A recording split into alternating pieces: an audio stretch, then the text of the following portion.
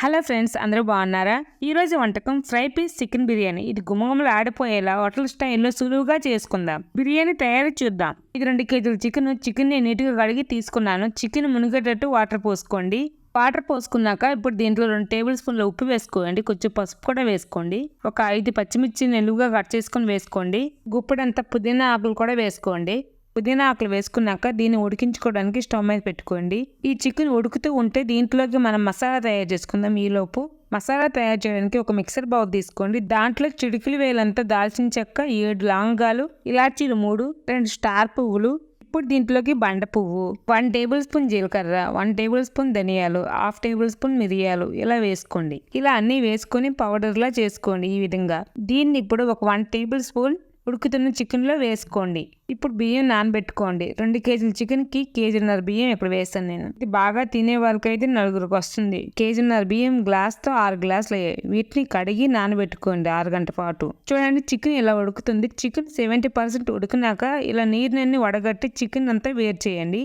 ఇప్పుడు బిర్యానీ చేసుకునే గిన్నెని స్టవ్ మీద పెట్టుకొని దాంట్లో 3 టేబుల్ స్పూన్ల నెయ్యి వేసుకోండి. మిగతా ఒక 4 గంటల వరకు ఆయిల్ పోసుకోండి. ఇది బిర్యానీ కదా, కొంచెం ఎక్కువ నూనె పోసుకోవాలి.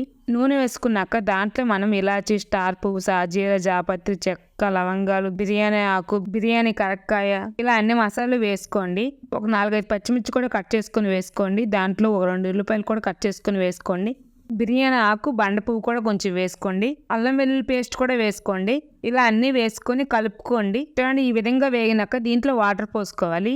ఏం వాటర్ అనుకున్నారు? మనం చికెన్ ఉడకబెట్టాం కదా, ఆ స్టాక్ వాటర్ని దీంట్లో పోసుకోవాలి. మన బియ్యం 6 గ్లాసులు అయ్యాయి కనుక ఈ చికెన్ వాటర్ ఎంత అయితే అంత పోసుకొని ఇంకా చాలకపోతే మిగతా వాటర్ని పోసుకోవాలి. ఇప్పుడు దాంట్లో కొంచెం ఉప్పు వేసుకోవాలి. ఎందుకంటే ఆల్రెడీ ఉప్పు వేసాం కనుక చికెన్ ఉడికేటప్పుడు ఇప్పుడు కొంచెం వేసుకోవాలి. టేస్ట్ చూసుకొని ఉప్పు వేసుకోవాలి. చూడండి, అసలు ఇలా తిములుతూ ఉంటే మనం నానబెట్టుకున్న బియ్యం దాంట్లో వేసుకోండి. నానబెట్టిన బియ్యం వేసుకున్నాక అంతా ఇలా కలిపి మూత పెట్టుకోండి. చూడండి, ఇలా దగ్గర పడినాక స్టవ్ ఫ్లేమ్ సిమ్లో పెట్టి మూత పెట్టుకోండి. బిర్యానీలో కింద తేమ లేకపోతే స్టవ్ ఆఫ్ చేసుకోండి. ఇప్పుడు చికెన్ ఫ్రై చేసుకుందాం. ఆయిల్ ఒక 3 గంటలు వేసుకోండి.